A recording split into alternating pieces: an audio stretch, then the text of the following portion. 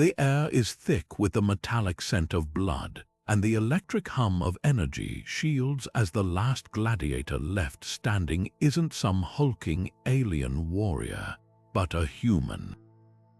His breaths come ragged, his body battered, yet his grip on the weapon never wavers. Around him, the towering obsidian walls of the arena echo with the screams of 1,000 alien spectators, their thrill turning to disbelief as the underdog refuses to fall. This wasn't just another fight. This was the match that would shatter an empire's cruelest tradition. For centuries, the alien gladiator games were the galaxy's most brutal spectacle, a twisted showcase where captured warriors from 100 worlds fought and died for the amusement of ruthless overlords. But what the rulers never saw coming was humanity's refusal to play by their rules. Think about it. What happens when a system built on domination meets a species hardwired for defiance? The games were designed to break spirits, to prove that even the mightiest warriors could be reduced to entertainment. Yet here, in this moment, the script flipped. The crowd's jeers morphed into something far more dangerous, respect, and that respect became rebellion, because humans don't just survive, they adapt. They turn the arena's traps into tools, the overseer's arrogance into weakness. This wasn't just a victory in combat, it was the first crack in a foundation of tyranny. By the time the dust settled, the games would be over. Not because of some grand decree or cosmic intervention, but because humanity exposed the fatal flaw in their design. You see, the overlords assumed fear would keep their prisoners in line, but they underestimated the power of a story, one where the oppressed rise, where the gladiator becomes the symbol of something unstoppable. Today, we're pulling back the curtain on the shocking downfall of the alien gladiator games, from their rise as a galactic terror to their collapse under the weight of their own cruelty. This is a tale of defiance, of strategy, and most of all, of the unbreakable will that made the universe rethink its definition of strength. Strap in this story changes everything you thought you knew about power. Marcus stands over his fallen opponent, the alien warrior's chest heaving, its multiple eyes wide with something no one in the arena had ever seen: fear mixed with disbelief. The overseers lean forward, expecting the final strike, the crowd roaring for the kill, but Marcus doesn't move. His bloodied fingers loosen around the hilt of his weapon, and it clatters to the sand with a sound like thunder. No more blood for your entertainment. His voice isn't a plea, it's a declaration, raw and unshaken, cutting through the noise like a blade. For a heartbeat, the entire Colosseum freezes. The silence is deafening. Then, like a star-going supernova, chaos erupts. The overseers scramble, bellowing orders, their shock turning to fury as they signal for Marcus's arrest. But something irreversible has already happened. The other gladiators, warriors from a dozen worlds, all broken and forced into this nightmare, lock eyes with one another. A spark ignites, the first chains clatter to the ground. This wasn't just one man refusing to kill. This was the moment the entire system cracked, because the games relied on one unshakable rule: that fear would always win. That no fighter, no matter how strong, would ever dare defy the script. But Marcus didn't just break the rules, he rewrote them. And in his defiance, the enslaved found something they'd forgotten they had: hope. You could see it ripple through the stands. The spectators, so used to bloodshed as sport, suddenly couldn't look away. Some began to cheer, others, in their private boxes, went pale. Because this wasn't just a rebellion in the sand, it was a mirror held up to the entire empire. What happens when entertainment becomes a revolution? The overseers didn't just lose control of the arena that day. They lost the story, and without the story, the games were finished. High Overseer Vexis slams a clawed fist against the obsidian table, the impact sending ripples through the floating holograms displaying the arena chaos. This human has infected them with his madness. The air inside the chamber crackles with tension, the usually unshakable Zorathian rulers now exchanging nervous glances. Scrolls of ancient lore hover abandoned in the corner. None of their sacred texts prepared them for this. A rebellion wasn't just impossible in their calculations, it was unthinkable. The games had run for 700 cycles without a single breach in protocol. Now, in the span of minutes, their entire system was unraveling. Vexis turns sharply to the surveillance feeds, watching as more gladiators drop their weapons. A Zorathian fighter, one of their most loyal champions, actually steps between Marcus and the advancing guards. The Overseer's frilled neck flares crimson with rage. Execute them all, flood the arena with nerve gas if you must, but the tactical officer hesitates, mandibles clicking nervously. Honored one, the spectators are recording everything. If we slaughter them openly, the feeds will reach the outer colonies by nightfall. That's when the realization hits like a plasma round to the chest. They'd weaponized spectacle for centuries, but now the lens had turned against them. Every screen in the Empire was broadcasting this moment, and the crowd's murmurs had shifted from shock to something far more dangerous: solidarity. A young Zorathian noble in the front row stands abruptly, tearing off her family's insignia and hurling it into the sand.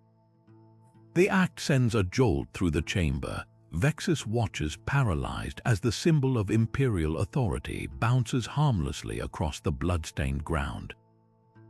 Meanwhile, in the arena tunnels, word spreads faster than containment protocols can stop it. A Tarkan gladiator smashes the control node of his shock collar with a rock. A pair of enslaved tech priests override the gate locks. None of this was coordinated. That's what terrifies the Overseers most. Marcus hadn't planned a revolution, he'd simply refused to play his part. And in that refusal, he'd handed every oppressed soul in the Empire a single, devastating question: what if we all say no? The chamber erupts in panicked debate. One faction demands orbital strikes on the arena. Another whispers of fleeing to their fortified moons. But Vexis remains silent, staring at the live feed where Marcus now stands atop a broken war machine, addressing the crowd in a language none of them taught him, the universal tongue of defiance. The High Overseer's claws dig into the table's edge. They'd designed the games to showcase invincibility. Now the whole galaxy was seeing something far more compelling: their vulnerability. The moment Marcus lowers his weapon, something shifts in the very air of the arena. It's not just the crowd that feels it, the other gladiators do too. Behind the scenes, in the dank tunnels where chains rattle and overseers bark orders, a whispered current begins to stir. A hulking Kralix warrior, his carapace still bleeding from yesterday's match, watches Marcus from the shadows. His kind were bred for war, taught to see all other species as prey. Yet when their eyes meet, there's no snarl, no challenge, just a slow, deliberate nod. That night, in the dim glow of bioluminescent moss clinging to the prison walls, the unthinkable happens. The Kralix drags a makeshift blade across the floor toward Marcus, its edge jagged from hours of sharpening against stone. Your refusal was unexpected, the alien growls, his voice like grinding tectonic plates. But it was also the first act of true strength I have witnessed in this place. He presses the weapon into Marcus's hands. If you lead, he rumbles, sinking to one knee, we will follow. The words spread like wildfire. A Zorathian medic, her feathers matted with old blood, slips stolen stim packs into the food rations. A pair of Tarkan twins, notorious for their lethal rivalry in the arena, now work in silent tandem, sabotaging the surveillance drones. Every broken chain, every hidden blade, every shared glance becomes a thread in a tapestry of rebellion. What's terrifying to the Overseers isn't the violence, it's the silence. There are no grand speeches, no dramatic proclamations, just 100 small acts of defiance, each one eroding the foundation of fear the games were built upon. The gladiators' quarters, once a place of broken whispers and sleepless dread, hums with something new: purpose. They no longer fight for survival, they fight for each other. And then comes the final piece: a captured tech priest, his mechanical limbs stripped for parts after his last failed escape attempt, reveals the arena's greatest weakness. The energy shields, he wheezes, projecting a flickering hologram of the Colosseum schematics. They're powered from below, cut the conduits during a match, and the entire system fails for 13 seconds. He looks around at the weathered faces leaning in. 13 seconds is all Kralix needs to reach the Overseer's box. Marcus studies the blueprint, then looks up at the expectant faces surrounding him. He doesn't give them a rousing speech, he doesn't promise victory. He simply smiles a sharp, dangerous thing and says, "Then let's give them a show they'll never forget." The execution platform creaks under Marcus's weight as armored guards shove him onto the bloodstained block. His face presses against cold metal, the scent of rust and old terror thick in his nostrils. High above, the twin suns glare through the arena's energy shield, casting jagged shadows across a sea of silent spectators. Even the Overseer's usual jeers are absent, replaced by something far more unnerving: ceremony. This isn't just another death, it's a lesson. The executioner's blade gleams as it rises, its edge honed to split atoms. A hush swallows the Colosseum. Some in the crowd lean forward, eager. Others, fewer now but growing, turn away. Then, with a metallic shriek, the blade jams mid-descent. Sparks erupt from the mechanism. For a breathless second, no one moves, then Marcus tenses. His chains too loose, he realizes, now clatter to the platform as he rolls aside. The crowd erupts. Not in cheers, not in outrage, but in something the Empire hasn't heard in centuries: a collective disbelief. From the shadows beneath the platform, a figure darts away, a scrawny tech acolyte with burn scars tracing her arms. She doesn't cheer, doesn't even smile, just melts back into the darkness, one act of sabotage among hundreds already in motion. Marcus rises, not with the slow dignity of a martyr, but with the coiled fury of a predator unleashed. His voice, when it comes, isn't the scripted plea for mercy the Overseers expected.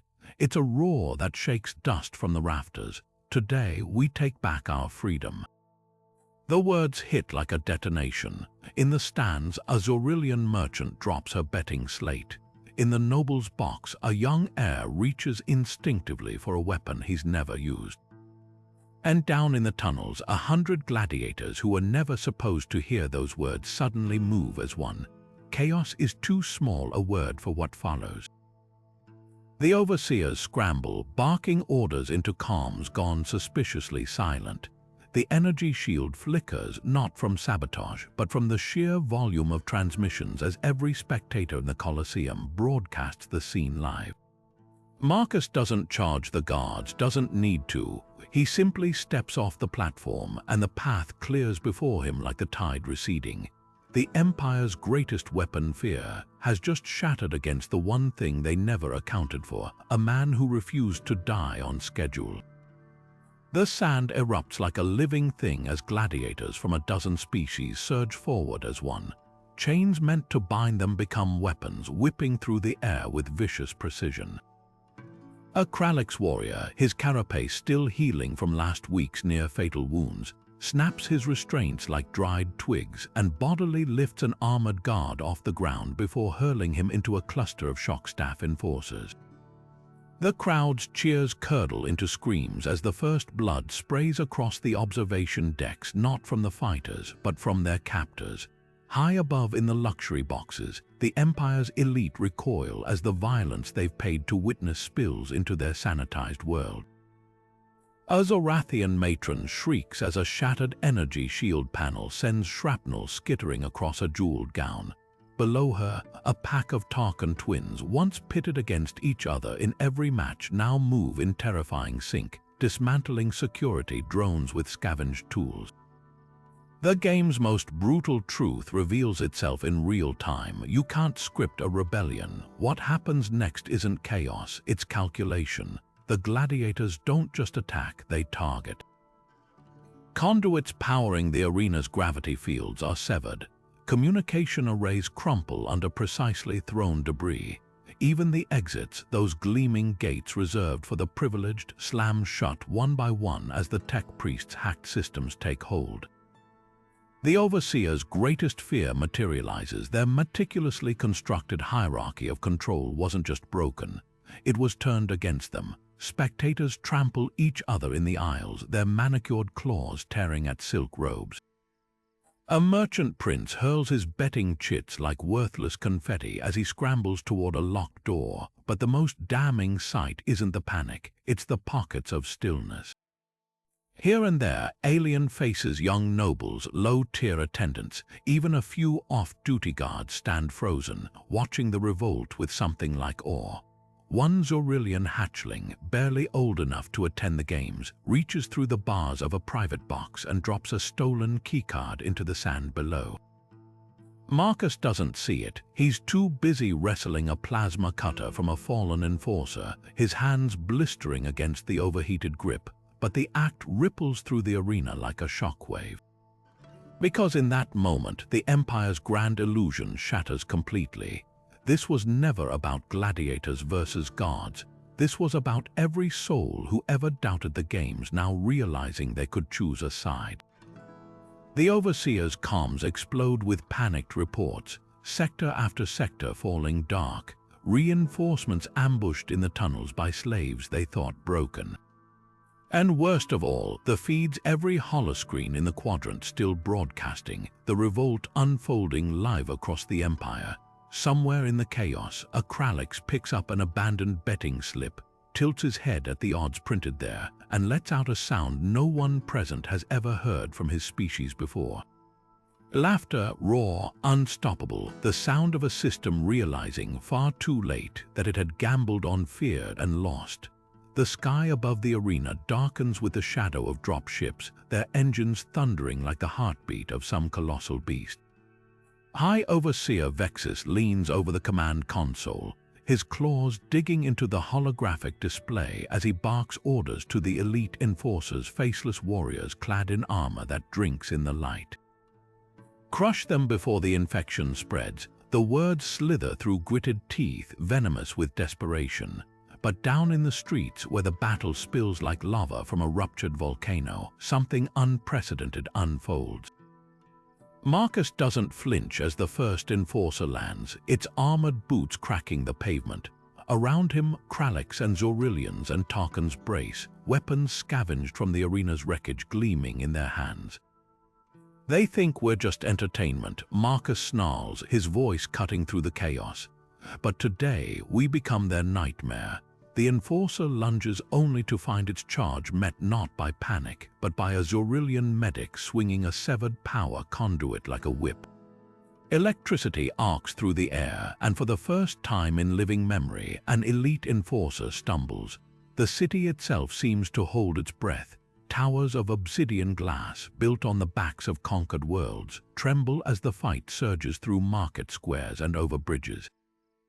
A Tarkan gladiator, her wings still bleeding from clipped tendons, scales a monument to imperial glory and tears the banner free with her teeth. The fabric drifts down like a fallen star sail, catching on the horns of a Kralix who roars as he rams through a barricade.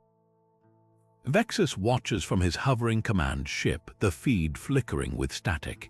His enforcers aren't losing, they're being outmaneuvered. A squad corners a group of rebels in an alley, only for the walls to explode outward as a mining drone hijacked by the tech priests plows through their formation. A sniper takes aim at Marcus from a rooftop, but the shot never comes. A Zorathian hatchling, no taller than a human child, darts from the shadows and severs the sniper's stabilizer cords with a stolen vibro knife. This isn't just a battle, it's a revelation. The Empire's invincible hand had always pressed down, but now, for the first time, it meets resistance pushing back. In the streets, shopkeepers who once sold trinkets to blood sport tourists fling open their cellars, ushering wounded gladiators to safety. A disgraced nobleman smashes his family's ancestral vault, tossing plasma rifles to rebels with a grin sharper than any blade.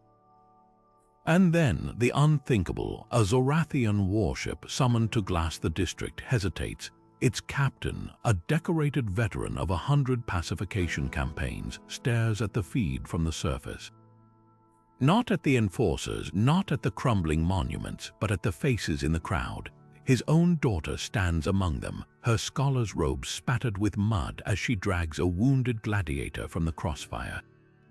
The order to fire dies in his throat. Vexis's roar of fury shakes the command deck. Traitors, all of them, but the word tastes like ash, because the truth is dawning, bright and terrible. You can't enforce loyalty when the myth of invincibility shatters. The games were meant to display power. Instead, they exposed its fatal flaw. No empire survives when its people stop believing in its right to rule. Down in the streets, Marcus wipes blood from his eyes and laughs. Not in triumph, not yet, but in sheer, defiant joy, because the arena's walls are gone and the fight has only just begun. The signal crackles across the galaxy like lightning through dry brush, first as whispers in the slave pits of Zorath Prime, then as screams of defiance echoing through the sulfur mines of Kessar III. A gladiator on a backwater moon shrugs off his shock collar after hearing the newsfeed, the device sparking uselessly against his scarred hide. 3 system jumps away. An entire barracks of freshly captured warriors overpower their guards using nothing but meal trays sharpened against the floor. The uprising isn't spreading, it's detonating, and the Zorathians, they scramble to contain a wildfire they can't comprehend. Emergency broadcasts flicker over every Imperial channel, frantic voices declaring martial law, while holographic maps behind them bleed red with sector after sector going dark. The ruling caste had spent centuries perfecting their games, calculating exactly how much pain would break a species, how much hope could be safely rationed to keep the fights entertaining. But they never accounted for this. Hope is contagious. In the orbital docks above Xerxes Station, a cargo handler watches security feeds of the arena revolt with shaking hands.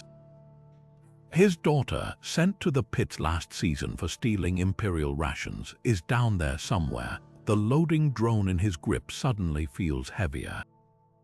When the Overseer barks at him to resume work, the handler doesn't budge. He just flips the drone's power cell into the air and catches it, watching the Overseer's face pale as understanding dawns. Across the station, 100 other drones stutter to a halt. Meanwhile, the rebels weaponize the Empire's own infrastructure. A hacked entertainment feed hijacks every public screen in the capital, showing not the usual propaganda reels, but raw footage from the arena tunnels, gladiators tending each other's wounds, shared rations, Krallick's younglings being shielded by Zorathian elders. No narration, no demands, just a single line of text scrolling endlessly. They taught us to fight, now we choose why. High above, the Imperial fleet's communications arrays light up with distress calls. Not from military outposts, but from luxury resorts and mining colonies. A battleship captain hesitates when ordered to bombard a rebel-held district because the thermal scans show thousands of civilian heat signatures mixed with the combatants. The Empire's greatest strength, its monolithic cruelty, becomes its fatal weakness. You can't glass a city when your own nobility's pleasure yachts are docked in its spires.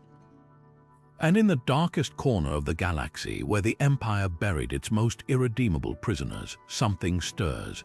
A Tarkan elder, her wings mangled from decades in the acid quarries, presses a claw to the latest smuggled footage flickering on a scavenged projector. The image of Marcus standing unharmed before the executioner's blade burns in her remaining eye. She turns to the emaciated figures around her. The chain, she rasps, is only as strong as its weakest link. The prison's alarms start blaring 37 minutes later. This isn't just an uprising, it's a reckoning.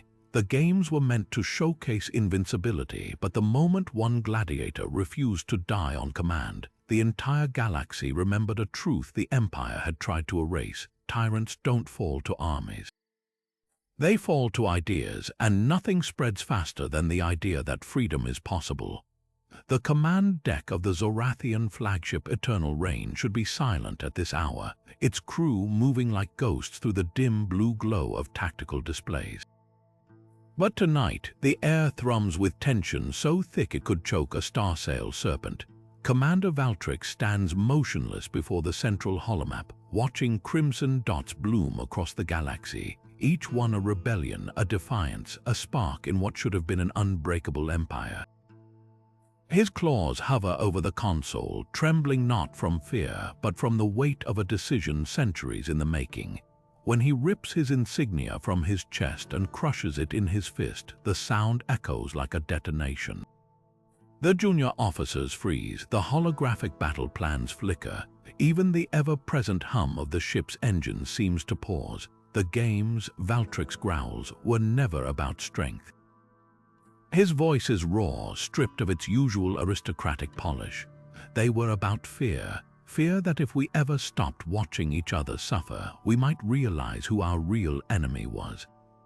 The security footage from his private quarters, leaked moments later to every rebel cell in the quadrant, shows him slamming a data spike into the flagship's core. Imperial schematics bleed across stolen screens, weak points in defensive grids, patrol routes laid bare, even the access codes to the Emperor's personal dreadnought. But the most damning thing isn't the intelligence, it's the confession that follows. I commanded the suppression fleet at Kessar 3. He admits, mandibles clicking with a shame no Zorathian noble should ever voice. I saw children thrown into the mines for stealing bread, and I did nothing because the games taught us cruelty was tradition. In the rebel-held ruins of the old arena, Marcus watches the transmission with bloodied hands. The Kralix beside him snorts, "Trick," the word rumbles like falling stone. Marcus doesn't answer immediately. He's too busy studying the way Valtrix's crest, normally held high in Imperial pride, dips like a broken wing. "No," Marcus finally says, "that's not the look of a traitor. That's the look of a man who just realized he's been the monster all along." Valtrix's defection sends shockwaves through the Imperial ranks. Entire battalions hesitate when ordered to fire on rebel positions, their officers whispering the same treacherous question. If even the high command is turning, what are we fighting for? The Emperor's broadcast denouncing Valtrix as madness made flesh backfires spectacularly when surveillance drones capture a squadron of elite enforcers lowering their weapons mid-battle, not in surrender but in solidarity. And then comes the final stroke. Hidden in the data spike's deepest layers isn't just tactical information. It's proof, grainy, decades-old footage of the first games, not as glorious tradition, but as a terrified nobleman's desperate gambit to divert attention from a failing empire. The chilling caption scrolls endlessly across rebel screens. You were never the audience. You were always the next contestants. The realization hits the Imperial core worlds like a meteor strike. The games weren't entertainment, they were a distraction, a way to keep the masses from noticing the rot at the heart of their so-called eternal empire. And now, with his last act as a Zorathian, Valtrix has pulled back the curtain. The roar that rises from 1,000 rebel-held worlds isn't just wrath, it's the sound of scales finally falling from a galaxy's eyes. The gates of the Grand Colosseum groan like a dying beast as the reinforced durasteel buckles inward, warped from the heat of plasma cutters and the relentless battering of a repurposed siege ram. Marcus doesn't charge through the breach, he walks. Every step echoes with chilling intent, his boots crushing shattered Imperial sigils into the dust. Around him, the rebels spill into the arena's throat not as a frenzied mob, but as a storm given shape. Zorathian medics dart between Kralix vanguards, patching wounds mid-stride. Tarkan saboteurs scramble up the arches, disabling defensive turrets with stolen access codes. This isn't just an attack, it's surgical. High above in the Emperor's box, the last loyal overseers scramble to activate the Colosseum's fail-safes. "Engage the atmospheric purge," shrieks a magistrate, her jeweled robe snagging on the control panel as she stabs at the console, but the system doesn't respond. Down in the maintenance trenches, a dozen enslaved tech priests, their limbs replaced with crude tools after years of punishment, stand over the smoldering remains of the override terminal. One of them, his voice box damaged from old interrogations, taps out a message in binary against the wall. The rebels don't need translation, the lights flicker. The Colosseum's mighty defenses, built to withstand orbital bombardment, die with a whimper. Marcus's voice cuts through the din, amplified by the arena's own acoustics, the same system that once echoed with chants for blood, now carrying his words like thunder. Look around you, he gestures to the obsidian walls, their surfaces still streaked with centuries of scorch marks from execution pyres. These stones drank the tears of 1,000 species. Today they'll taste imperial fear. The rebels don't cheer, they don't need to. The silence that follows is more terrifying than any war cry. Up in the nobles' tier, a young Zorathian scribe drops his date, a slate, the device shattering on the steps. The sound seems to snap the remaining defenders into action. Elite enforcers clad in blackened armor descend from hidden passages, their energy pikes crackling. But something's different. Their formations waver, their strikes lack precision, because for the first time they're not facing cowed prisoners or even desperate rebels. They're facing warriors who have tasted victory. A Kralix champion, his carapace still knitting together from old arena wounds, catches a pike mid-thrust and snaps it like kindling. "You trained us too well," he rumbles, hurling the broken weapon back with enough force to punch through its owner's chest plate. The Colosseum's lower levels become a nightmare of inverted roles. Gladiators who once fled from overseers now hunt them through the same tunnels where they were once dragged in chains. Zorathian medics, their feathers matted with grime, methodically strip armor from fallen enforcers, not for salvage, but to study the weak points. Marcus watches as a group of rebel fighters pause before a locked holding pen. Inside, fresh captives, species he doesn't even recognize, stare out with hollow eyes. The door yields to a plasma torch, and the first thing the freed prisoners see isn't a savior's outstretched hand, but the burning Colosseum behind him. One of them, a gaunt being with too many joints, begins to laugh.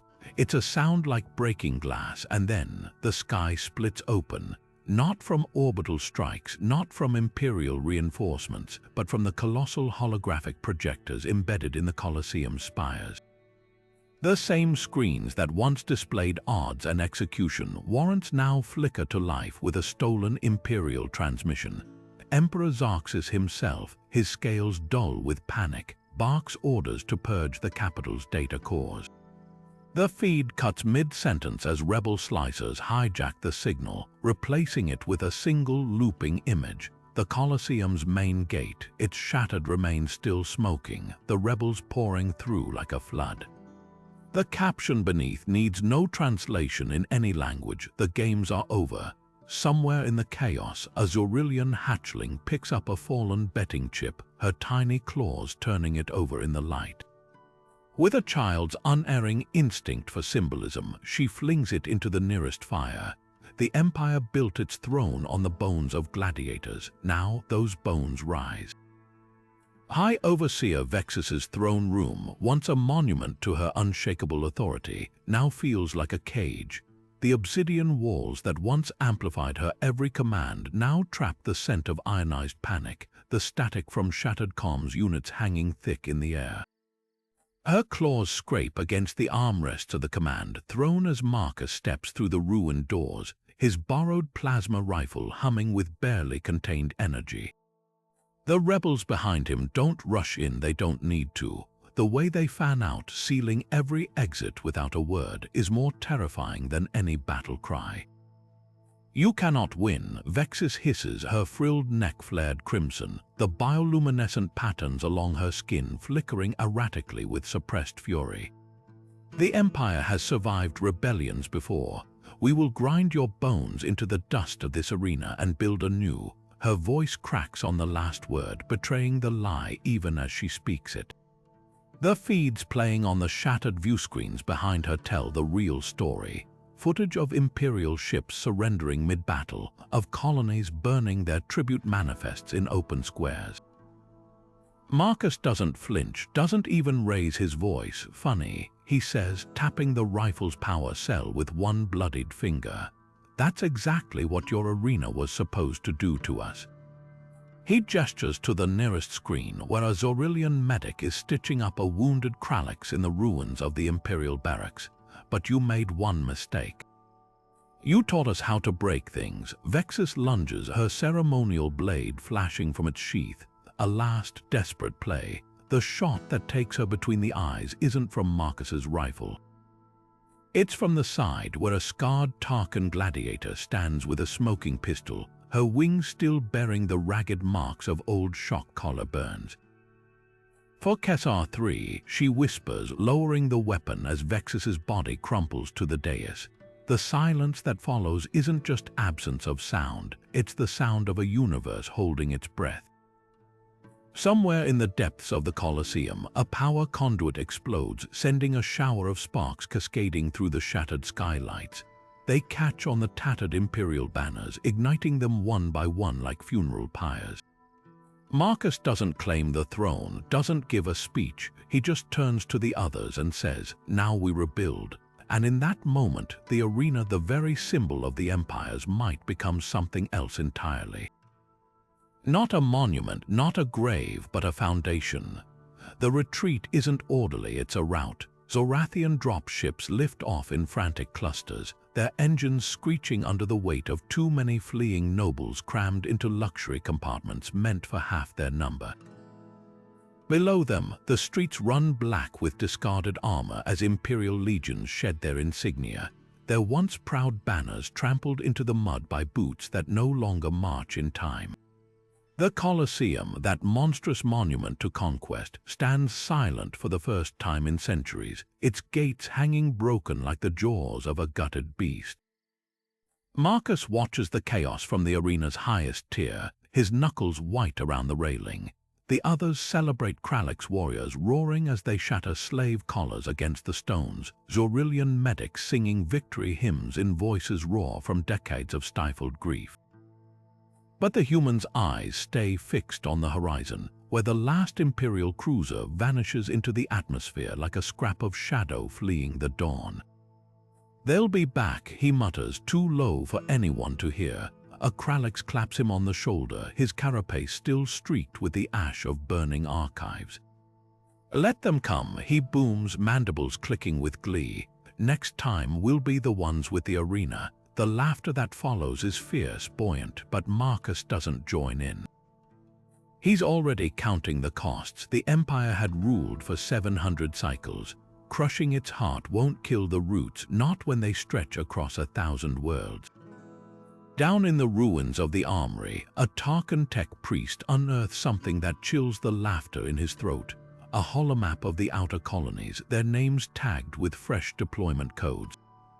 The Imperial fleets haven't fled, they've regrouped. The message scrolls beneath the display like a venomous serpent coiling to strike. Contingency protocol, eternal reckoning.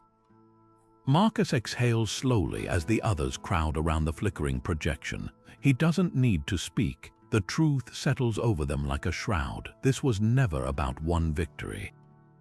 The games were just the Empire's favorite weapon, not its only one. Somewhere beyond the stars, fresh chains are being forged, fresh arenas built. The rebels exchange glances, their weapons still warm from battle. Then the Zorathian medic does something unexpected. She laughs, not the bitter chuckle of impending doom, but the bright, defiant sound of someone who's already counted the cost and decided it doesn't matter. "So we fight again," she says, plucking a discarded shock staff from the rubble. Her feathers are singed, her left eye swollen shut, but her grip is steady. "They taught us how." Marcus finally smiles. The first Imperial mistake was thinking fear could break them. The second, assuming they wouldn't learn how to use it back. The control center of the Galactic comm network was supposed to be impenetrable, a fortress of encryption guarded by AI so advanced, they called it the voice of the Empire. But the rebels didn't need to hack it. They just needed a scarred Zorathian tech priest with vengeance in her heart and 7 decades of forced servitude memorizing every backdoor in the system. Her claws dance across the console now, not with the clinical precision of an Imperial engineer, but with the feverish intensity of someone rewriting history. The screen flickers, then holds. Live in 3, she whispers, her voice like rusted metal. What floods the galaxy's screens isn't propaganda, isn't some polished rebel manifesto. It's raw, unfiltered horror. The footage stutters to life, showing a Kralix pup barely old enough to shed its first carapace being dragged into the arena by laughing overseers. The camera shakes as a Zorathian gladiator lunges to shield the child, only to collapse when his shock collar activates. The audio captures every whimper, every crackle of electricity, every cheer from nobles in their boxes sipping jeweled wine. Then the perspective shifts, not to the victors, not to the scripted triumphs the Empire broadcast for centuries, but to the aftermath, the holding pens where fighters lick wounds in darkness. The reconditioning chambers where dissenters emerge hollow-eyed and trembling. A Tarkan elder, her wings clipped to stubs, whispering to a human captive, "They break you slow." First your body, then your hope, then your memory of what hope felt like. A freed gladiator, the one they called Broken Antares, steps before the camera, his carapace a mosaic of scars. He doesn't roar, doesn't even raise his voice. "See what they hid from you," he says, gesturing to the carnage on the screen behind him. "See what your silence bought." The effect is instantaneous. On a luxury liner orbiting Cygnes Prime, a Zorathian socialite vomits over the railing as the feed plays across the ballroom's holographic dance floor. In the mining colonies of Kesar 3, enslaved workers drop their tools mid-shift, staring at the screens they're whipped for glancing at. The outrage doesn't build, it detonates. But the most damning moment comes next, not from the rebels, not even from the footage, from the Imperial channels themselves, as a panicked censor fails to stop an accidental splice in the feed. For 3 seconds, just 3, the galaxy sees Emperor Xarxus lounging in his private box, tossing a jeweled fruit to his pet star viper as a gladiator bleeds out below him. His laugh rings clear. This season's fighters lack creativity. The splice vanishes, but it's too late. The Empire's greatest lie, that the games were noble tradition, a crucible for honor, lies gutted on the floor.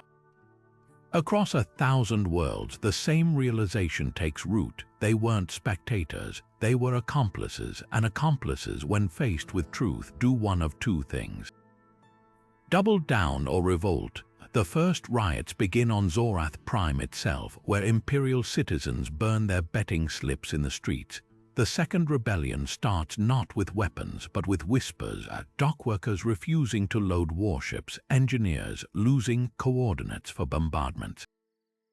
The games needed willing viewers to survive. They just ran out of volunteers.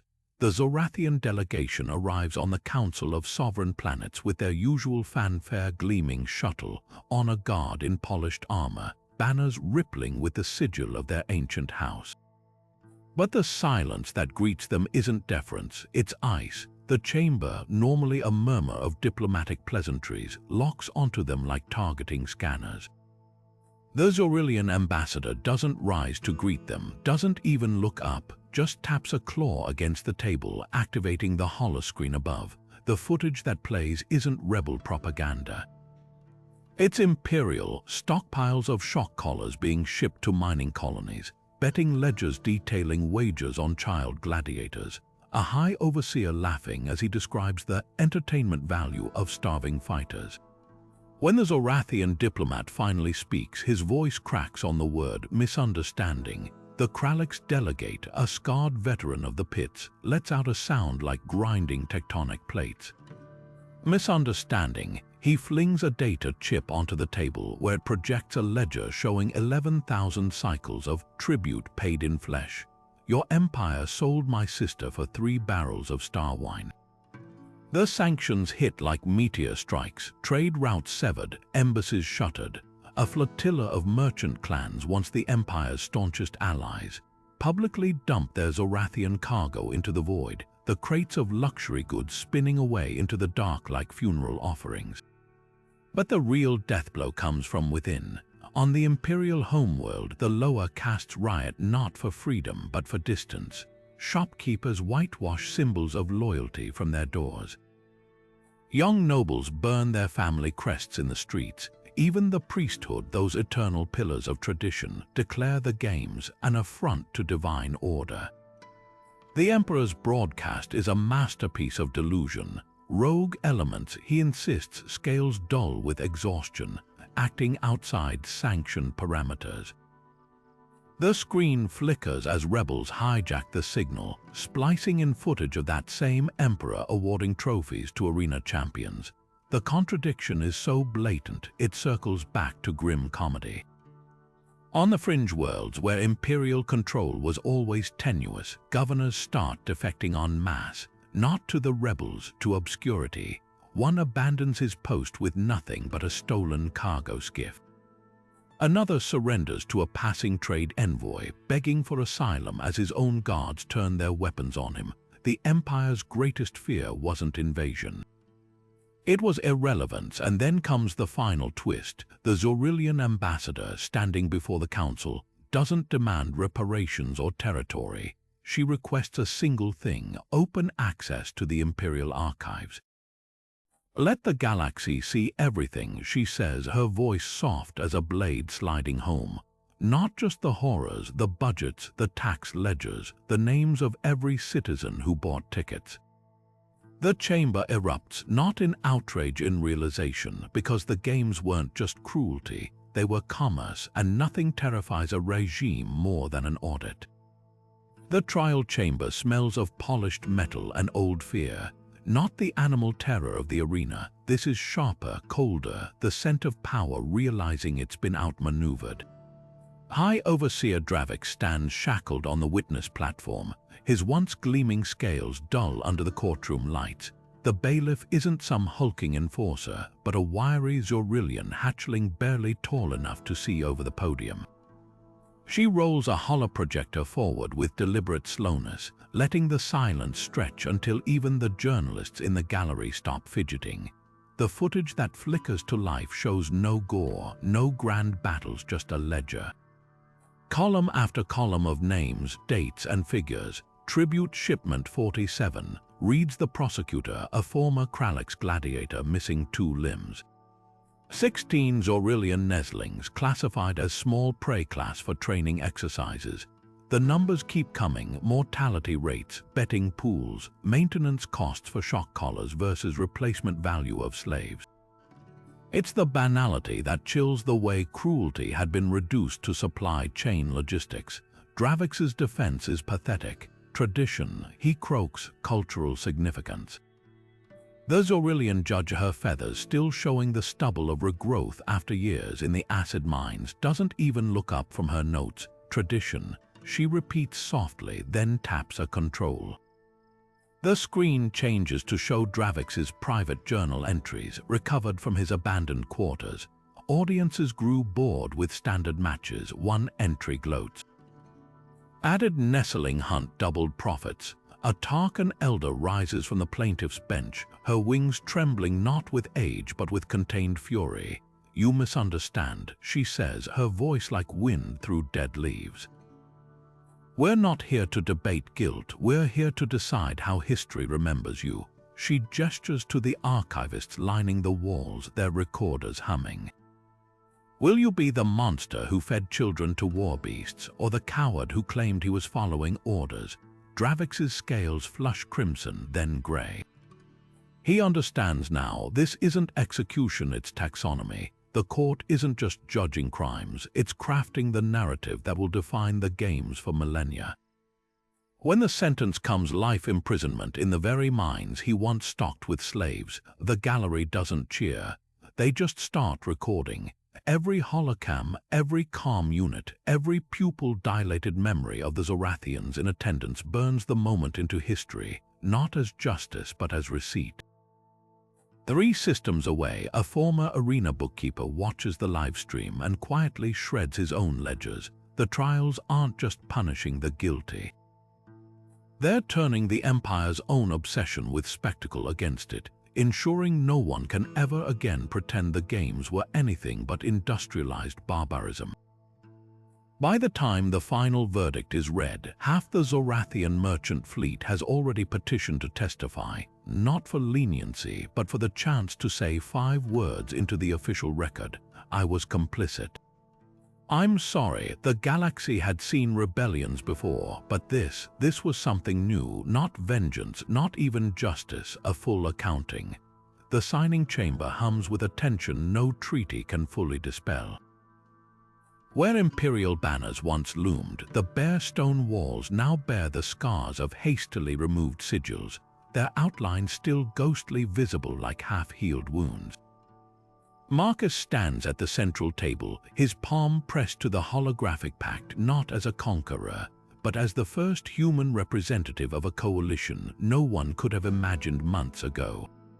Across from him, the Krallick's commander braces all 4 arms against the projector's glow, his carapace still bearing the jagged marks of an arena shock prod. Their eyes meet, and something passes between them that no translator could fully capture.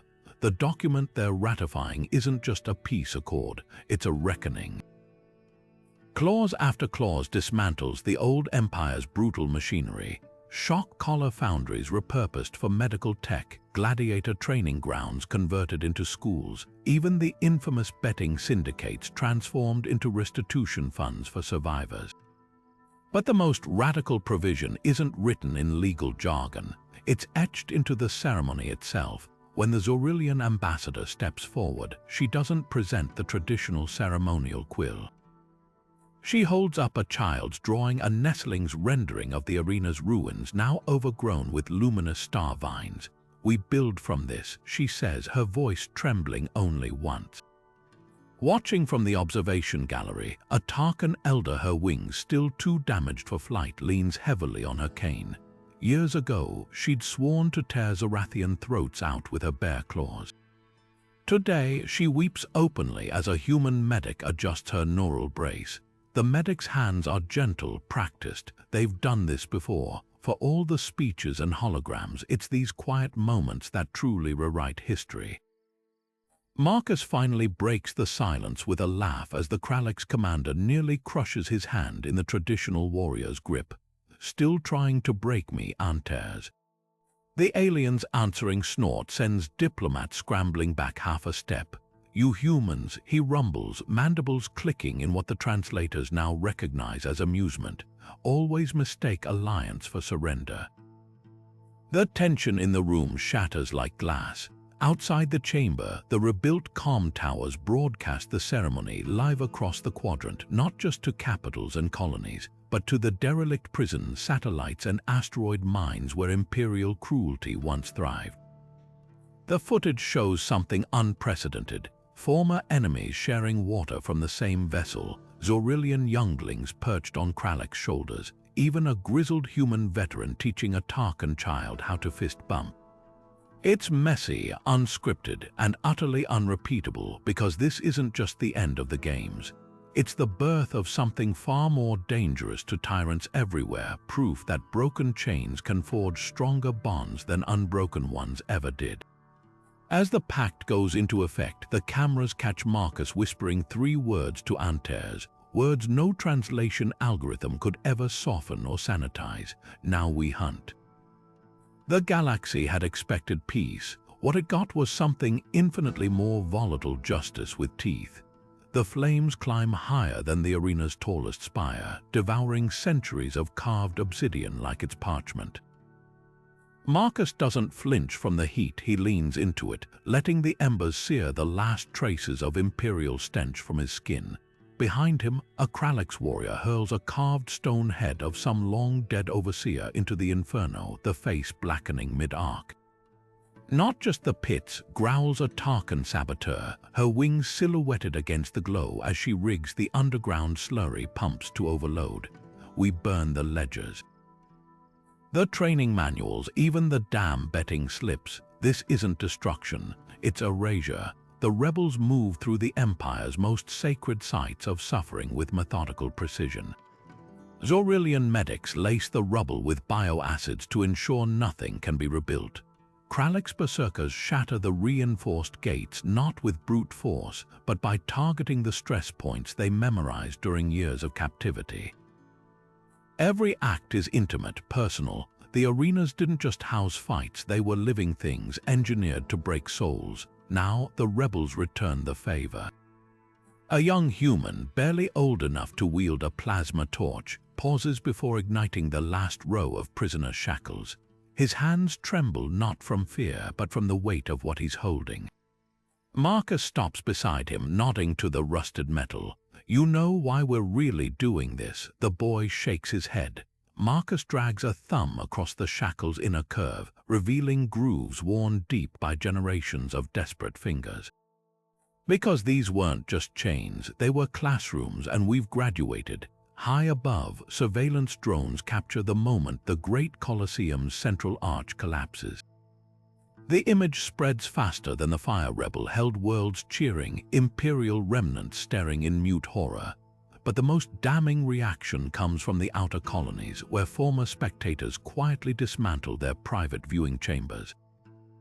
Not out of fear, not even guilt, because they finally understand the truth. The arenas weren't just stages for violence, they were mirrors, and no one likes what they saw reflected. As the last pillar crumbles, Marcus turns away without ceremony. Behind him, the flames twist into the shape of a galaxy once choked by tyranny. Ahead, the stars burn colder. Cleaner, the message isn't in the destruction, it's in the silence that follows, a universe holding its breath, waiting to see what grows from the ashes. The recordings start in flickering holograms, shaky from hands unaccustomed to holding anything but weapons. A Zorathian medic, her once vibrant feathers now dull with scars, stares directly into the camera. "They called us fighters," she says, her voice brittle as dried reeds. "But you don't fight in a slaughterhouse." The footage zooms in on her claws, once surgical tools, now twisted from years of rigging arena traps. Behind her, a Kralix gladiator looms, his carapace a patchwork of healed fractures. "I killed 17 sentients before my 10th match," he rumbles. Not warriors, prisoners, starving children. The camera doesn't flinch from his face as something wet gleams in the crevices of his armored eyelids. These testimonies don't air on official channels. They spread through back alley data havens and smuggled memory chips, passed from dockworkers to miners to rebel cells. A Tarkan elder, her wings shackled to a post for 30 years, recounts how overseers would bet on how long she'd last without water. "They'd laugh when I licked condensation off the walls," she whispers. The video cuts to an Imperial ledger projected beside her face next to her prisoner number. Neat script reads, "Hydration deprivation test subject, odds 7 to 1. The cruelty isn't in the violence, it's in the bookkeeping, but then comes the turn no one expects. A human child, scrawny, maybe 8 standard years old, sits cross-legged in the ruins of an arena holding pen. She's not crying, not even shaking, just staring at the camera with eyes older than the stars. "My brother fought here," she says, kicking a broken shock collar across the floor. "He lost, but I remember his last words." She leans forward, and the audio spikes as she screams directly into the recorder. "Tell them what you saw." The effect is instantaneous. On industrial worlds, factory workers sabotage assembly lines producing torture devices. In the luxury districts, servants drop serving trays mid-feast, pointing to the brands on their wrists matching those in the testimonies. Even Imperial soldiers, hardened veterans of 100 campaigns, begin slipping rations to rebel-held districts, their helmets tilted away from surveillance drones. The most damning reaction comes from the Imperial archives themselves. A low-level clerk, his face obscured by a stolen officer's cloak, leaks centuries of uncensored arena footage. Not the sanitized broadcasts, the raw feeds, gladiators vomiting from fear before matches, overseers placing bets on which prisoners will break first. A Zorathian nestling, barely fledged, being shoved into a training pit with a starved war beast. The clerk's anonymous message scrolls beneath the files. You watch the spectacle. Now see the machine. By the time the Empire tries to counter with propaganda, it's too late. Their carefully staged gladiator rehabilitation videos only amplify the horror. viewers notice the way the reformed fighters' eyes dart to unseen overseers, the subtle tremors in their hands when handed weapons. A Kralix analyst on a neutral world sums it up during a debate that goes viral. You can't unbreak a spine and call it mercy. The survivors don't demand revenge.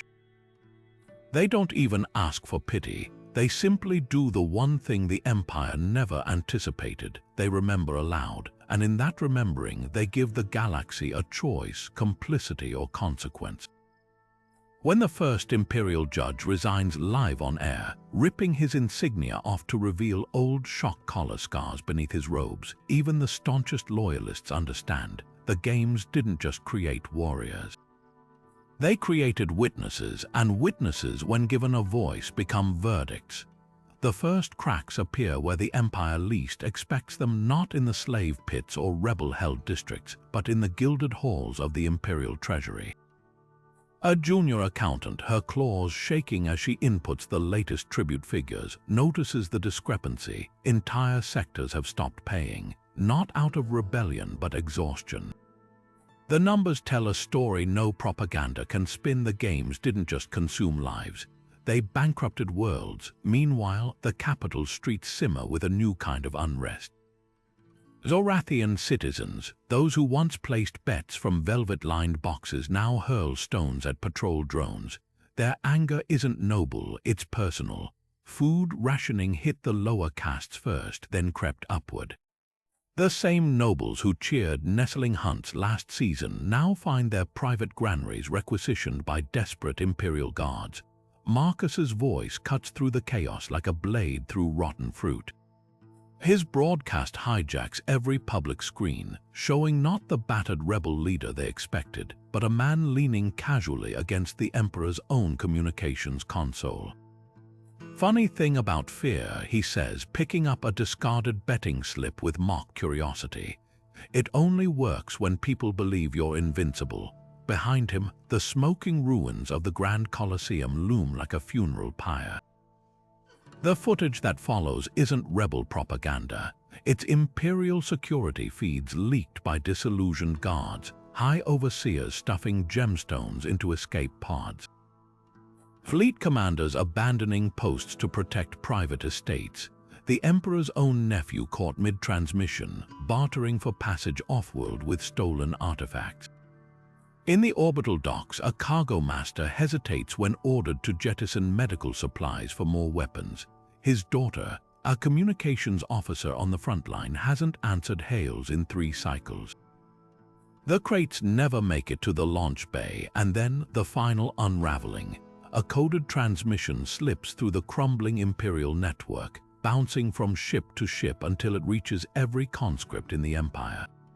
Not a call to arms, just data, mortality rates for frontline troops versus officers, the luxury liner schedules of fleeing aristocracy. The math is brutal. The choice inevitable. By the time the first Imperial warship lowers its shields in surrender, the rebellion isn't just winning. It's obsolete. The Empire isn't being toppled, it's committing suicide in real time. Marcus watches from the Colosseum ruins as the last intact surveillance drone spirals into the atmosphere, its dying feed showing 1,000 tiny mutinies blooming like blood in water. The games didn't just fall, they took the Empire's myth of invincibility down with them. And in that vacuum, something far more dangerous grows, the realization that chains only hold when everyone agrees to wear them. The council chamber falls silent when they offer Marcus the crown. Not the makeshift rebel council, not even the provisional government, the people themselves. 1,000 worlds chant his name, their voices carried on every stolen Imperial transmission. The Zorathian ambassador presses the ceremonial scepter into his hands, the metal still warm from the forge where it was melted down from slave collars. Marcus doesn't flinch, doesn't hesitate, he just sets it down with a clank that echoes through the chamber like a gunshot. "You don't need a king," he says, his voice rougher than the arena sands that once scarred his lungs. "You need to remember, he leaves at dawn, no grand procession, no armed escort, just a patched-up freighter with a Kralix pilot who owes him nothing and everything. The ship's engines whine like a tired beast as it lifts off, the thrusters carving temporary scars across the landing pad. Below, the crowd doesn't surge forward or weep. They stand still, gladiators and former slaves, medics and scribes, watching as the man who broke an empire becomes a shadow against the rising sun. Rumors bloom like supernova in his wake. A Tarkan miner swears she saw him dismantling a shock collar factory on Kesar 3 with nothing but a hydrospanner and a smile. A Zorathian trader claims Marcus bought him a drink on some backwater station, then vanished before the glass could empty. The stories get wilder with each retelling, that he walks through ion storms unscathed, that he speaks the language of war beasts, that his shadow doesn't move when it should. But the truth is simpler and far more dangerous. Marcus doesn't lead, he listens. On a derelict orbital platform near the old Imperial core, a child human, maybe 12, scratches his likeness into a bulkhead with a piece of broken metal. The image is crude, all sharp angles and fury, but the words beneath it are precise, copied from 100 rebel transmissions. My fight was for freedom, not power. A passing scavenger pauses, her suit's visor reflecting the graffiti. She adds her own mark, a single Kralix hunting rune meaning witness. The wall becomes a shrine. The shrine becomes a beacon. By the time the first Imperial remnants regroup in the dark between stars, they find their old hunting grounds changed, supply depots picked clean, weapon caches replaced with medkits, and everywhere the same symbols scratched into bulkheads and etched into asteroids. A human silhouette, one hand empty, the other holding a broken chain. Not a threat, a reminder. Marcus never raises another blade, never gives another speech, but when a Zorathian nestling on a rebuilt colony planet asks her exhausted mother why they're free, the answer is always the same. She points to the stars and says, because someone remembered how to say no. The empire fell to many things: rebellion, economics, its own rotting heart. But history will record that it was outlived by a single, stubborn idea, that the strongest chains are the ones you refuse to wear. The vote takes less than 12 seconds. No debate, no abstentions, just the hiss of 100 approval sigils flashing crimson across the Galactic Council's holographic array. When the Zorathian ambassador rises to read the verdict, her translator drone falters, not from malfunction, but from the sheer weight of the words it must convey. By unanimous accord, she announces, her voice slicing through the chamber's gravity field. The ritualized combat of sentient beings is henceforth classified as a war crime. The silence that follows isn't respectful, it's stunned, because this isn't just legislation, it's erasure. The decree targets not only the games themselves, but their architecture, every shock collar foundry, every betting syndicate, every training manual reduced to contraband. Penalties escalate with brutal elegance. Those who sponsor fights face neural recalibration. Those who build arenas, forced labor rebuilding the worlds they helped break. But the true genius lies in the enforcement mechanism. The Council doesn't create a new oversight body. They repurpose the Empire's own surveillance web. The very same network that once tracked escaped gladiators now hunts their former captors. Witness testimonies play on loop in the chamber's antechamber. Not the sanitized rebel broadcasts, but raw audio from the pits, the gurgle of a Zorathian nestling choking on its own blood, the static hiss of a Kralix warrior's death rattle transmitted through a malfunctioning collar. A Tarkan elder, her wings twisted from years of forced combat, stands before the assembled delegates and does something unprecedented. She sings not a dirge, not a lament, a lullaby from her homeworld, the kind sung to hatchlings. The notes quaver as she reaches the verse about starlight on water. No translator touches it. None needs to. Opposition, when it comes, is laughably weak. A Zorathian remnant argues for cultural preservation, gesturing to holograms of ancient frescoes depicting ceremonial duels. The Kralix ambassador responds by projecting auction records beside them, page after page of children sold as novelty fighters. The debate ends before it begins.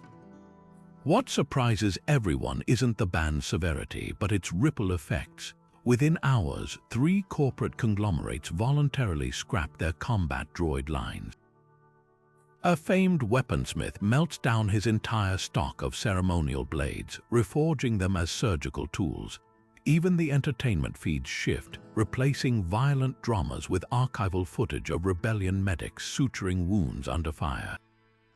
The message is clear: cruelty was never tradition, it was always a choice. By nightfall, the decree spreads beyond council space. Remote mining colonies dismantle their fighting pits without being asked. A rogue asteroid casino, once famous for its zero-gravity death matches, rebrands as a rehabilitation center. The change isn't orderly, isn't perfect. But it's relentless, because the galaxy finally understands what the games truly were: not entertainment, not tradition, but a self-perpetuating wound. And the only way to heal is to scorch the infection from its roots. The ban isn't an ending, it's a vaccine. The first monument rises on Xerxes Prime, where the Grand Colosseum once stood. Its base isn't carved from marble or durasteel, but from the shattered remnants of shock collars and betting terminals, fused together in a kiln hotter than a star's core. The artist, a former Zorathian gladiator missing half her feathers, refuses to smooth the edges. Let it cut the hands of those who forget, she tells the crowd at the unveiling. The structure towers 700 feet, not as a spear or sword, but as a single, upraised fist. At its base, names glow in bioluminescent script, each one pulsing like a heartbeat. Not just the fallen rebels, but every documented victim of the games, stretching back centuries. Visitors don't leave flowers, they leave broken chains. On Kesar 3, where the Empire once dumped the bodies of unprofitable fighters, the memorial takes a darker form. A subterranean chamber, its walls lined with holographic ash, recreates the faces of the lost from genetic traces found in the soil. The effect is visceral. Step too close and the projections swirl around you like ghosts demanding witness. A Kralix pilgrim, his carapace still bearing the brand of a champion, collapses to his knees on his first visit. "I thought I remembered them all," he whispers as the ash forms of nestlings he failed to protect brush against his claws. The caretakers, all former arena medics, keep the lighting deliberately dim. "Grief needs shadows," one explains, her voice raw from decades of stifled screams. But it's the memorial on Zorath Prime that cuts deepest. Built in the heart of the old imperial capital, the structure is deceptively simple.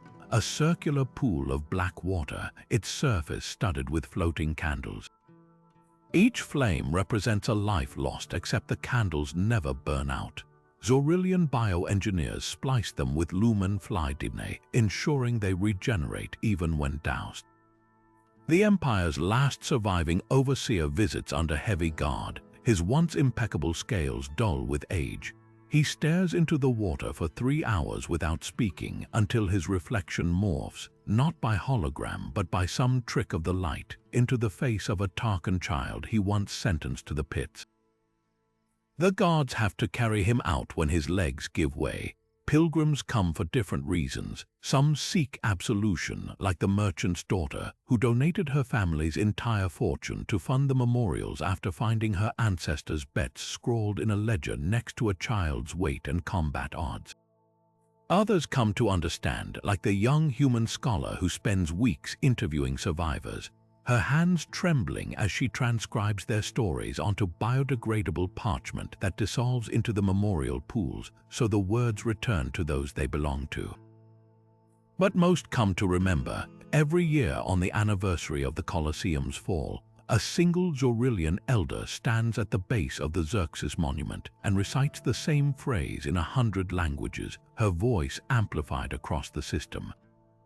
They fought not for glory, but for the end of tyranny. The words never echo. The stone drinks them whole, and somewhere in the crowd, a former gladiator, perhaps a Kralix, perhaps a human always reaches for the scars beneath their clothes, not in pain but in quiet defiance. The memorials don't just honor the dead, they arm the living. New arrivals often mistake the monuments for endpoints, places where history is sealed away under glass. They learn the truth quickly enough. On windy nights, the Xerxes structure hums with the exact frequency of a rebel war chant. The Kesar ash forms sometimes rearrange themselves into faces not listed in any archive. And the Zorathian pool, its water has never been refilled, yet it never overflows, no matter how many tears are shed into it. The galaxy thought it was building tombs. What it really raised were beacons. The stench hits them first, copper and stale sweat, the unmistakable reek of fear baked into durasteel walls. Rebel scouts fan out through the derelict asteroid base, their bootsteps echoing down corridors that haven't seen sunlight in decades. Motion sensors blip, not from guards but from the skeletal figures shuffling in the darkness. A Kralix warrior, his carapace pitted from malnutrition, lifts 4 shaking arms when the light hits his face. "Took you long enough," he rasps, and the gallows humor in his voice is more devastating than any plea for help. This isn't liberation, it's archaeology. The Empire didn't just hide its last gladiator pits, it buried them under false manifests and dead-end hyperspace lanes. A Zorathian tactician traces the supply lines like a surgeon excising tumors, food shipments disguised as reactor coolant, prisoner transfers logged as waste disposal. Every discovery feels less like victory and more like peeling back layers of a nightmare. Commander Rael, her human hands scarred from snapping one too many shock collars, watches a squad of medics pry open a rusted holding pen. Inside, 3 Tarkan adolescents huddle around a single lumen fly, its feeble glow the only light they've seen in months. Rael's voice doesn't shake when she calms the flagship. Add Sector Gamma 7 to the list and send more burn salve. These ones chewed their own wings to numb the nerve damage. The real horror isn't the conditions. It's the ingenuity. One pit turns out to be a hollowed-out comet, its icy surface masking blood-stained training rings. Another operates in plain sight aboard a luxury liner, the screams drowned out by engineered stellar ambience piped through guest suites. The rebels learn to spot the signs: ventilation systems too robust for storage holds, medical bays stocked exclusively with coagulants and bone knitters. A Kralix demolitions expert, her left arm prosthetic from an arena accident, plants charges on another hidden gate. Funny, she muses, calibrating the blast radius to avoid collapsing the tunnels beneath. They built these places to be indestructible, never considered we'd use that against them. The explosion doesn't just shatter the door, it triggers a chain reaction through the failsafes, flooding every cell with light for the first time in years. Survivors emerge blinking into the light, their faces a mosaic of species the Empire declared extinct. A Zorathian elder, her feathers plucked bald for some noble's trophy case, presses a claw to Rael's chestplate. "You're late," she whispers, then grins with every tooth she has left. "But you're here." The real work starts after the cameras leave. Medics wrestle with wounds not just of flesh, but of conditioning gladiators who flinch at open skies, who instinctively calculate escape routes from every room. A human psychologist, herself a former pit statistician, devises a brutal therapy. Survivors revisit their worst memories, not to relive them, but to rewrite the endings. "You're not prey anymore," she tells a trembling Tarkan, guiding his claws around the throat of a holographic overseer. "Show me what you wanted to do." Rael's vow echoes through every liberated corridor, every scorched manifest, every shattered collar swept into the recyclers, every chain, every last one. But the closer they get, the more the rebels realize the truth: tyranny's greatest legacy isn't the broken bodies. It's the ones who'll spend lifetimes unlearning how to be broken. On the bridge of the rebel flagship, a star chart glows with crimson markers, not just known pits, but statistical ghosts, gaps in imperial logistics that whisper of horrors still uncovered. Rael spins the hologram slowly, her reflection fractured across 100 waiting shadows. The hunt isn't over, it's just learned how to see in the dark. The name Marcus doesn't echo through the stars like some grand title, it's whispered. In the dim cargo holds of blockade runners, scribbled on the walls of prison cells, passed between rebels like a forbidden hymn. A Zorathian mother hums it to her hatchlings as a lullaby in the dark. A Kralix laborer etches it into the hull of a stolen freighter with a rusted claw. It's not just a name anymore, it's a shorthand for something far more dangerous than any weapon: Defiance. Take the mining colonies of Vexis Minor, where workers cough up black dust from irradiated tunnels. When the overseers cut rations again, an old Tarkan foreman doesn't rally the others with speeches. He just drops his pickaxe, folds his arms, and says, loud enough for the drones to hear, "Marcus didn't kneel." That's all, no grand stand, no manifesto, but the tools hit the ground in waves, a symphony of clattering metal that shuts down the entire sector for 3 cycles. The overlords send enforcers, of course, but the moment they raise their shock prods, the workers start singing, a human battle chant repurposed from the arena wars. The enforcers hesitate because they've heard the stories too, or consider the data vaults of Zorath Prime, where a junior archivist barely more than a hatchling herself stumbles upon classified footage of Marcus's last broadcast. Instead of deleting it, she splices it into the Imperial propaganda reels. Not the whole speech, just 5 seconds, just him grinning, bloodied but unbowed, saying, "They told me I couldn't win." Funny how that works. The clip goes viral in the underground networks before the censors can scrub it. Suddenly, it's everywhere, graffiti on patrol drones, coded into shipping manifests, even woven into the lyrics of a pop song flooding the entertainment feeds. The Empire's grip was always brittle. Now it's slipping to the rhythm of a joke it doesn't understand. But here's the thing: Marcus wasn't some mythic hero. He tripped over his own boots in the arena tunnels. He lost fights he doubted. That's why the rebellions cling to him, not because he was invincible, but because he was human. Flawed, furious, and utterly, catastrophically unwilling to accept that chains were inevitable. When a squad of starved rebels on Kesar 6 carve his name into their homemade explosives, it's not a prayer. It's a reminder the Empire's worst nightmare wasn't an army. It was a single person who looked at their inevitable victory and laughed. The overlords thought crushing the arena would end it. They were wrong. All they did was scatter the spark. Now, light years apart, in places they've never even heard of Marcus, a Zorathian prisoner spits in a warden's face. A Kralix cadet deliberately misfiles a weapons shipment. A human kid on some backwater colony stares at the sky and realizes for the first time that the stars don't belong to the Empire. They belong to whoever's brave enough to reach for them. The games didn't just create a martyr, they created a blueprint, and the galaxy's been building ever since. The transmission crackles to life on 1,000 screens at once, cutting through galactic news feeds with the subtlety of a plasma blade through silk. The image is grainy, distorted by decades of lurking in forgotten data caches, but the voice is unmistakable. Marcus, older now, the scars from the arena standing out like pale rivers against his weathered skin, he leans toward the camera with the same intensity that once toppled empires. "The fight never ends," he says, the words stripped bare of grandeur, raw as an open wound. "Stay vigilant." Then static. Just like that, the message dissolves into digital noise, leaving behind a silence heavier than Durasteel. At first, the authorities dismiss it as a hoax, some rebel sympathizer dredging up ghosts to stir trouble. But the technicians tracing the signal's origin hit a wall.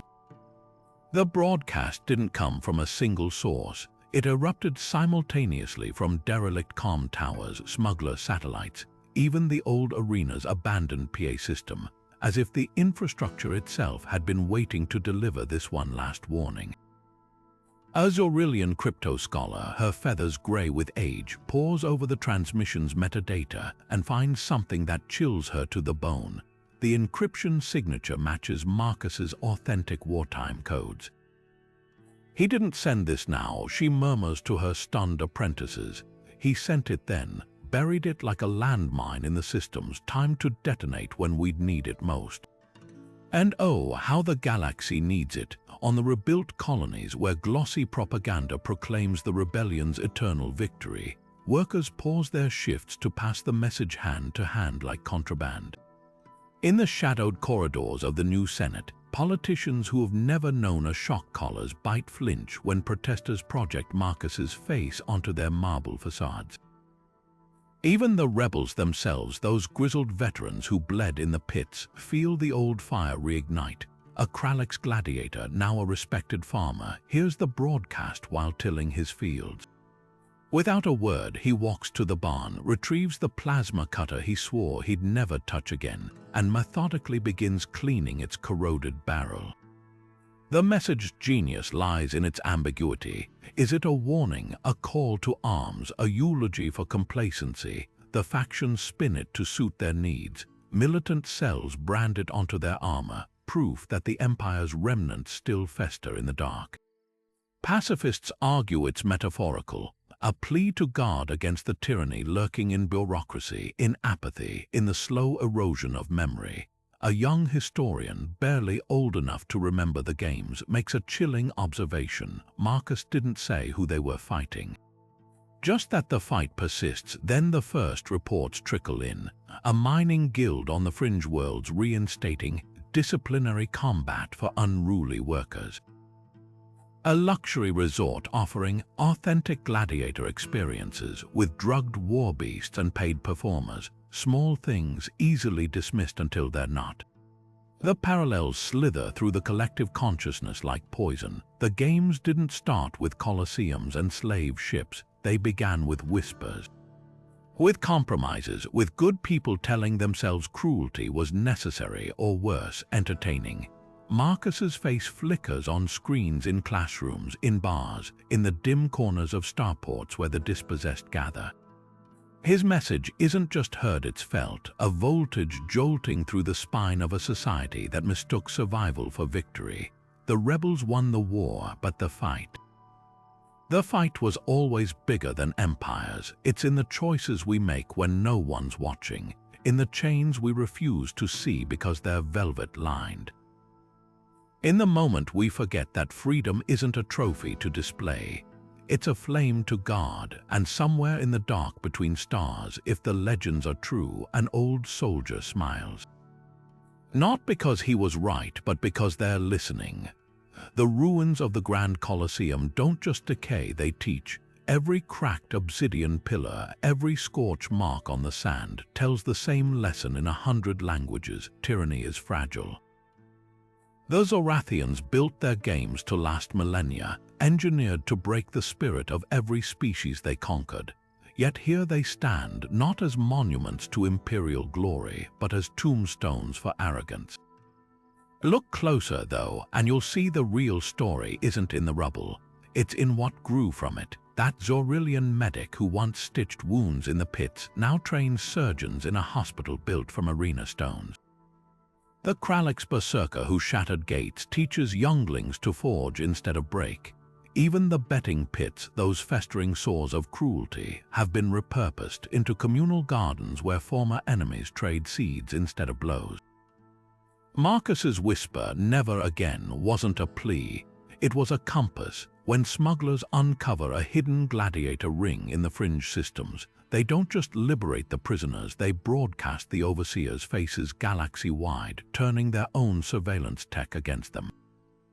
When a mining guild tries to revive disciplinary combat, the workers don't riot. They replicate Marcus's first act of defiance, dropping their tools in perfect unison. The lesson stuck. Oppression relies on participation. Withdraw consent and the machine starves, but the most damning evidence of the game's downfall isn't in grand rebellions. It's in the quiet moments. A Zorathian child, raised on sanitized history feeds, stumbling onto an old execution holovid and asking, "Why didn't anyone stop this?" The pause that follows isn't shame. It's the sound of a new generation realizing that complicity is a choice, not a birthright. The stars themselves seem brighter now, as if the collective sigh of 1,000 liberated worlds cleared the cosmic dust. Not because the galaxy became perfect, far from it, but because the games taught the one truth empires never recover from. Chains are only unbreakable until someone proves they're not.